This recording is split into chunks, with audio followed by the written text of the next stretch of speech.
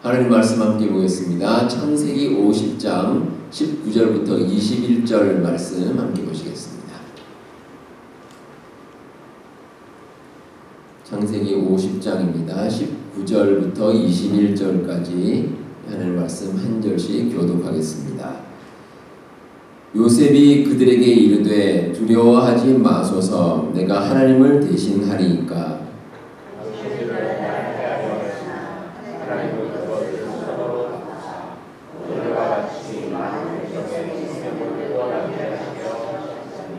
네, 21절 함께 보겠습니다. 당신들은 두려워하지 마소서 내가 당신들과 당신들의 자녀를 기르리라 하고 그들을 간곡한 말로 위로하였더라. 아멘. 우리가 세상을 살다 보면 여러 가지 다양한 일들이 복잡하게 얽혀 있다는 것을 깨닫게 됩니다. 그래서 때로는 우리가 참 좋은 기회다라고 생각했는데 그 기회가 우리에게 어려움을 가져다 주기도 하고 또 반대로 정말 힘든 일이다라고 생각했는데 그런 일들이 또 좋은 일로 연결이 되기도 합니다. 제가 여러 운동을 좋아하지만 그 중에서 이제 제가 가장 좋아하는 운동이 야구라는 운동입니다. 제 어릴 적 꿈이 이제 야구 선수가 돼야지 하고 이제 생각을 할 정도로 참 야구를 좋아해서 지금도 제 사무실에 혹시 와보신 분 계시겠지만 그 야구 방망이도 있고 야구공도 여러 개 있습니다. 그래서 가끔 좀 시간이 되면 뭐 야구 방망이 좀 휘둘러 보기도 하고 또 공을 받기도 하고 이렇게 하고 있는데 제가 야구를 좋아하는 이유 가운데 하나가 야구를 보면 우리 인생의 한 단면을 좀 느낄 때가 있습니다. 야구 좀 보실 줄 아는 건 아시겠지만 이 기회와 위기가 반복이 됩니다. 그래서 뭐 공격하는 쪽, 수비하는 쪽이 이게 반복이 되면서 어떤 때는 기회가 됐다가 좀 지나면 또 위기가 오다 이런 식으로 이제 계속해서 반복이 되는데 그런 모습을 보면 우리의 인생과 참 많이 닮았다라는 생각이 들 때가 있습니다. 그리고 게다가 야구는 마지막 순간까지 결과를 알 수 없는 운동입니다. 지금 월드컵이 진행되고 있지만 이 축구라든가 아니면 농구 같은 것은 시간이 딱 정해져 있습니다. 그래서 크게 차이가 났을 경우에는 마지막 시간은 거의 버리는 시간이라 그러죠. 크게 의미가 없는데 야구는 마지막 구회 마지막 타자가 끝날 때까지 그때까지 경기가 끝난 게 아닙니다. 그래서 그 요기 베라라는 아주 유명한 야구 선수가 있는데 이분이 아주 명언을 남겼습니다. 이분이 이제 영어로 남겼는데 It ain't over, it's over, till it's over. 그러니까 끝날 때까지 끝난 게 아니다. 참 제가 언제 들어도 참 명언인 것 같습니다. 어떤 일이 끝날 때까지는 절대 끝난 것이 결코 아닙니다. 제가 야구와 우리 삶의 얘기를 길게 했는데 실제로 우리 삶이 그렇습니다. 이 기회와 위기의 반복입니다.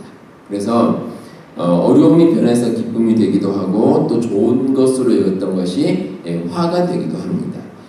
그래서 삶의 한 단면만 보고 섣불리 판단할 이유는 없습니다. 제가 예전에 그 미국의 어느 좀 작은 도시였는데 그 작은 도시에서 컨퍼런스가 있어서 한번 방문을 한 적이 있습니다. 그래서 일정을 쭉 소화를 하고 있는데 근데 좀 중요한 일정이라고 생각하는 것이 이제 취소가 됐습니다. 마지막 날이었는데 취소가 될 시간이 좀 많이 남았습니다. 그런데 특별히 할 일은 없으니까 그냥 공항으로 미리 가야 됐습니다. 그래서 공항에서 좀 무료한 시간을 보내겠구나라고 생각을 하고 갔는데 근데 공항에 제가 그렇게 사람이 많은 걸 처음 봤습니다.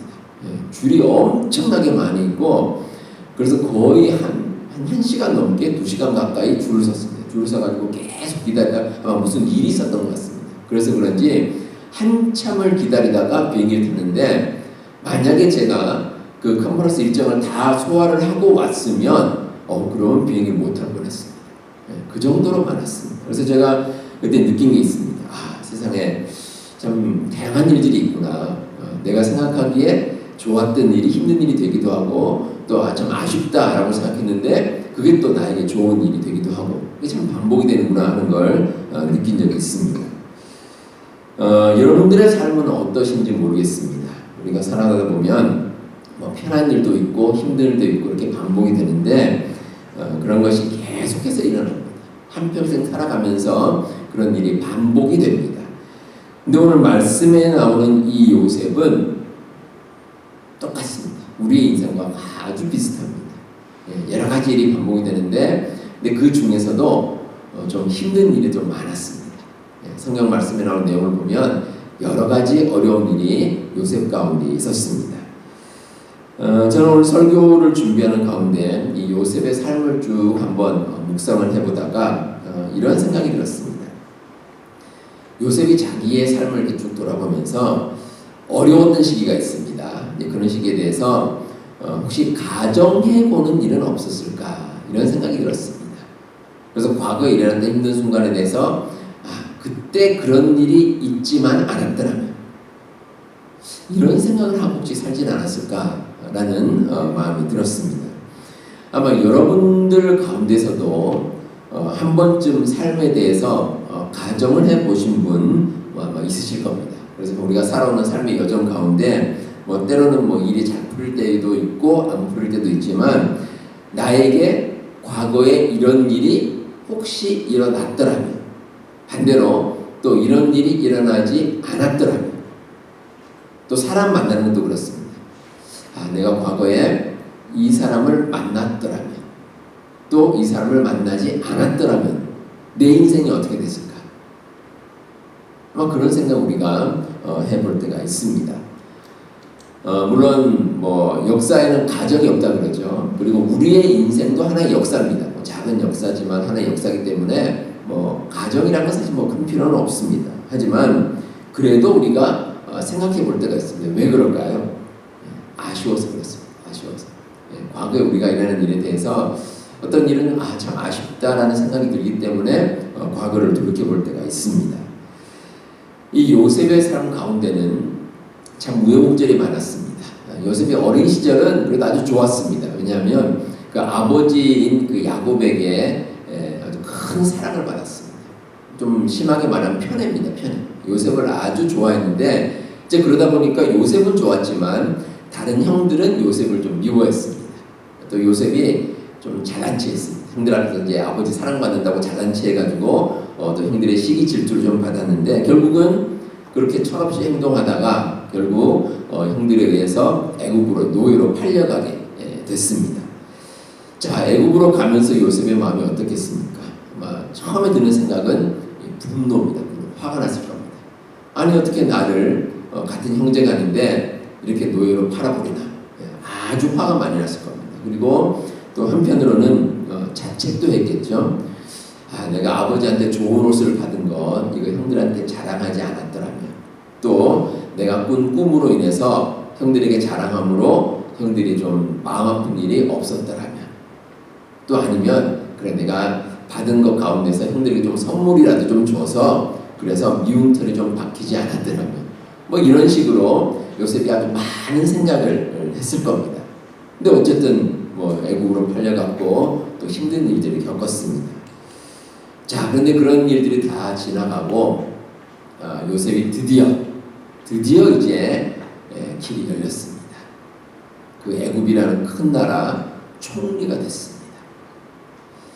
자, 이제 요셉 앞에는 특별히 걸림돌이 없습니다. 탄탄대로죠. 높은 지위에 올랐고 또 요셉을 방해하는 일들도 없어졌고 참 좋았습니다. 그런데 문제가 생겼습니다. 예전에 요셉을 팔아버렸던 그 형들을 다시 만나게 된 겁니다. 그 이스라엘의 흉년이 들어서 이제 애굽에 곡식을 구하러 왔습니다. 그런데 요셉이 총리가 되려는 꿈에도 생각을 못했겠죠. 근데 요셉이 다시 그 형들을 마주치게 됐습니다. 자, 여러분, 요셉이 이 형들을 다시 만난 것에 대해서 어떤 생각이 들겠습니까? 만나고 싶었겠습니까? 요셉의 속마음을 우리가 알 수는 없습니다. 그리고 성경에도 요셉이 어떤 마음을 가졌는지 기록되어 있지 않습니다. 그런데 성경에 나와 있는 내용들을 아마 종합해서 이렇게 쭉 유추를 해보면 요셉의 마음을 추측은 할 수가 있습니다. 자, 요셉이 드디어 이제 요셉이 그 애굽의 총리가 됐습니다. 총리가 되면 권력이 막강합니다. 할 수 있는 능력이 큽니다. 자, 그러면 요셉이 만약에 마음만 있었다면 가족들을 다시 찾지 않았겠습니까? 그렇겠죠. 아버지를 비롯해서 형들이나 자기 동생인 베냐민이나 찾았겠죠. 만나고 싶은 마음이 있었다면 그게 어려운 일이 아닙니다. 그 애국의 총리로서 충분히 가능한 일이었습니다. 자, 그런데 요셉은 오랜 시간이 지나도록 연락을 하지 않았습니다. 이게 무슨 뜻이겠습니까? 만나기 싫다는 겁니다. 형들을 보기 싫었습니다. 가족을 다시 만나는 것이 요셉에게는 과거의 일이 자꾸도 생각이 나고 그렇게 좋은 기억이 아니기 때문에 물론 형들 만나서 회포를 풀고 또 과거의 일을 좀 화해도 하고 하려는 마음도 있었겠지만 그래도 차라리 만나지 않는 게 좋겠다 이런 생각으로 연락을 하지 않았던 겁니다. 자, 그런데 그 만나기 싫었던 형들이 다시 왔습니다. 어쩔 수 없이 그 얼굴을 다시 보게 됐습니다. 자, 우리가 살면서 이런 일들이 비일비재하게 일어납니다.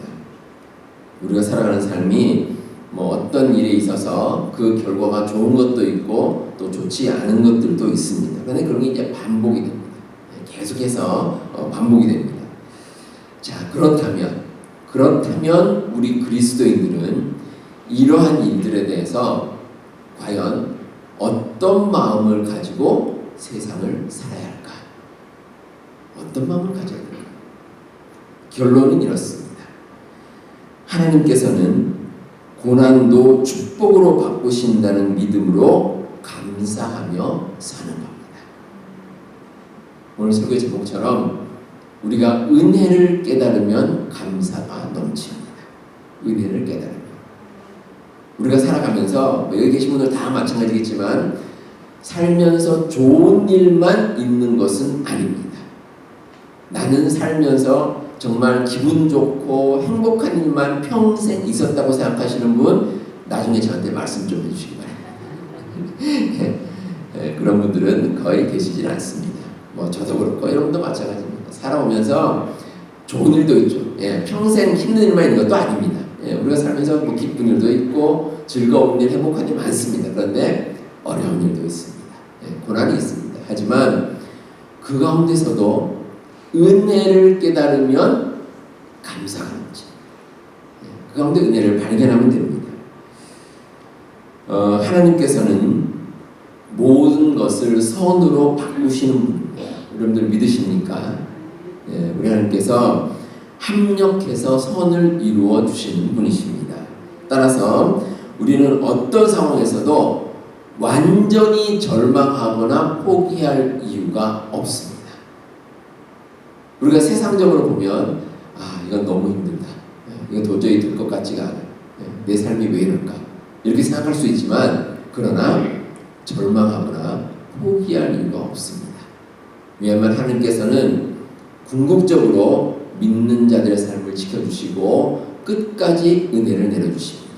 우리가 그 은혜를 깨닫게 되면 그러면 마지막에 우리에게 축복이 있습니다. 그 축복을 우리가 생각하면 감사하며 살아갈 수가 있습니다. 오늘 말씀에서 요셉은 고백을 합니다. 당신들은 나를 해하려 하였으나 하나님은 그것을 선으로 바꾸사 오늘과 같이 많은 백성의 생명을 구원하게 하시려 하셨나니. 요셉의 고백입니다. 요셉에 따르면 형들은 요셉을 해치려고 그냥 애국으로 노예로 팔아버렸습니다. 이 사실 자체만 보면 정말 요셉의 삶에서 비극적인 일입니다. 정말 힘든 일입니다. 그런데 그런 힘든 일이지만 하나님께서는 그 어려움을 축복으로 바꿔주셨습니다. 자, 무엇보다 요셉과 모든 가족들이 하나가 됐습니다. 요셉이 팔려갈 즈음에 가족들은 서로 다투는 상태였습니다. 형들도 요셉에 대한 그 감정이 좋지 않았습니다. 그러니까 팔았겠죠. 그런데 어쨌든 요셉과 형들이 서로 사이도 좋지 않고 티격태격하고 힘든 시간을 보냈는데 여러 시간이 지난 후에 다시 하나가 될 수 있는 그런 계기가 마련이 된 겁니다. 비록 요셉이 팔려간 것은 어려운 일이었지만 그렇게 됨으로써 다시 화해할 수 있는 그런 자리가 마련이 된 겁니다. 뭐 이뿐이 아닙니다. 이 하나님의 선하심은 뭐 요셉과 그 가족들뿐만이 아니라 수많은 백성들의 생명을 구했습니다. 만약에 요셉이 뭐 애국으로 팔려가고 그런 과정이 없었다면 애국과 이스라엘에 사는 많은 백성들이 굶주림 때문에 목숨을 잃었을 겁니다. 근데 요셉이 그 바로 왕의 꿈을 해석을 하고 많은 곡식을 풍년 때 모아두었습니다. 그래서 그 일로 말미암아 굶주림에 빠질 수밖에 없었던 백성들이 살아날 수 있는 기회가 열린 겁니다. 그러니까 하나님께서 그 모든 것을 통해서 선한 길로 마지막까지 인도해 주셨습니다. 그래서 우리 그리스도인들은 이 세상의 역사를 표면적으로만 보면 안 됩니다. 내 삶은 물론이고 나를 둘러싼 모든 일들이 하나님의 시각 가운데, 하나님의 뜻 가운데 있다는 것 우리가 꼭 기억해야 됩니다. 우리가 여러분들 왜 그 신문을 읽을 때 행간을 읽으라 그럽니다. 행간이라는 것은 그 줄 사이를 읽으라 그러는데, 왜냐하면 뭐 신문에 보면 뭐 누가 언제 어디서 왜 어떻게 했나 이렇게 기사가 딱 나옵니다. 그런데 그 기사 자체만 보는 것이 아니고 그 기사를 왜 실었을까, 이런 식으로 글을 쓴 이유가 무엇일까, 그 이면을 보면 더 중요한 사실을 깨달을 수 있다는 겁니다.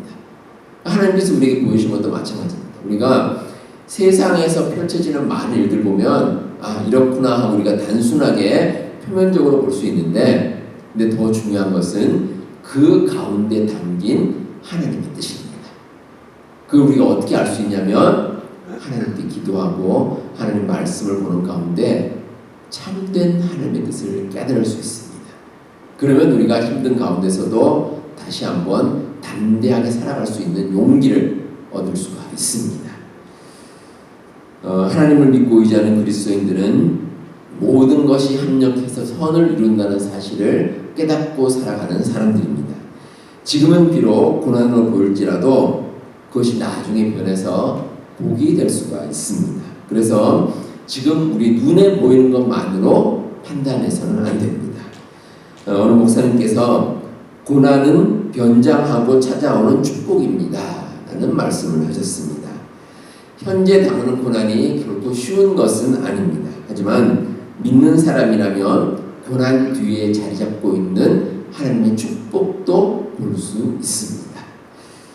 이렇게 고난이 축복이 될 수 있는 건 분명히 이유가 있습니다. 그 고난이 영원하지 않기 때문입니다. 우리가 당하는 것, 우리가 겪는 일들 영원한 것이 아닙니다. 언젠가는 끝납니다. 그리고 그 뒤에는 밝은 미래가 우리를 기다리고 있습니다. 그래서 우리가 꼭 기억해야 될 것이 있습니다. 어떤 일의 결과에 대해서 내 마음대로 판단하지 말아야 합니다. 내 마음이 아니라 하나님의 뜻에 맡겨야 됩니다. 그럼 우리가 오늘 올바른 것, 온전한 것을 우리가 발견하고 살아갈 수가 있습니다. 그래서 우리에게 필요한 것이 있습니다. 우리가 살아가는 삶 자체에 의미를 두는 겁니다. 살아가는 삶 자체입니다. 우리가 살아가면서 내 삶에 일어나는 것, 이거 섣불리 판단하지 말아야 할 것이고, 기도하며 기다리다 보면 그러면 정말 우리가 뜻하지 않은 결과가 우리에게 나타날 때가 있습니다. 그리고 우리의 삶 자체에 의미를 두고 살면 어떤 상황에서도 우리는 감사가 넘치는 삶을 살아갈 수 있습니다. 요셉이 살아오면서 자기가 겪는 많은 어려움에 대해서 아마 실망도 했을 겁니다. 그렇지만 요셉은 하나님을 원망하지는 않았습니다. 하나님의 뜻하심을 믿고 늘 인내하면서 감사의 마음으로 하루하루를 살아갈 수 있었습니다. 요셉도 그렇지만 우리의 삶도 하루아침에 뭔가 특별하게 이루어지는 것은 없습니다. 그 대신에 우리가 하루하루를 신실하게 살아가다 보면, 우리의 삶 자체에 의미를 두고 정말 열심히 살다 보면 하나님께서 분명히 좋은 것으로 채워주십니다. 이 믿음 가지고 살면 우리의 삶 가운데 하나님의 축복이 날마다 넘칠 줄로 믿습니다. 이런 이야기가 있습니다. 어떤 한 청년이 이제 젊은 시절에 세상을 내가 한번 바꿔보겠다, 이런 마음을 가졌습니다. 그래서 마치 그 혁명가처럼 이 세상을 내 힘으로 한번 송두리째 한번 바꿔봐야지 라고 생각했는데 마음먹은 대로 되질 않았습니다. 나이가 좀 들었습니다. 이제 중년을 지나면서 그래, 내가 뭐 세상을 바꾸지 못하더라도 적어도 내가 속해 있는 공동체만큼은 좀 바꿔봐야겠다 라고 생각해서 뭐 가정을 비롯해서 자기가 속한 모든 공동체를 한번 바꿔봐야겠다 하고 열심히 노력을 했는데 이건 역시 여의치가 않았습니다. 그리고 나이가 더 들었습니다. 나중에 나이가 들고 깨달은 게 있습니다. 자기가 꿈꾸던 일들, 그런 일을 하기에는 자기 자신이 너무 부족했다는 겁니다. 그리고 하나님께 이렇게 기도했습니다. 하나님, 제 자신을 변화시킬 은총을 저에게 베풀어 주옵소서. 이 청년이 나중에 노년이 되어서 깨달은 것은 자기 자신의 삶 자체가 중요하다는 겁니다. 자기를 둘러싼 많은 환경들, 뭐 공동체든지 세상이든지 이걸 생각하고 바꾸는 것도 중요하지만 더 중요한 것은 자기가 살아온 삶 자체입니다. 그게 무엇보다 중요하다는 겁니다. 그게 해결되지 않고서는 주변에 다른 것이 해결될 수가 없습니다. 그래서 우리 자신의 삶을 신실하게 살아가는 것이 정말 소중한 일입니다. 우리의 삶에서 일어나는 많은 일들, 그 가운데서 그 모든 일들 하나하나에 우리가 집착하다 보면 삶의 만족은 없습니다.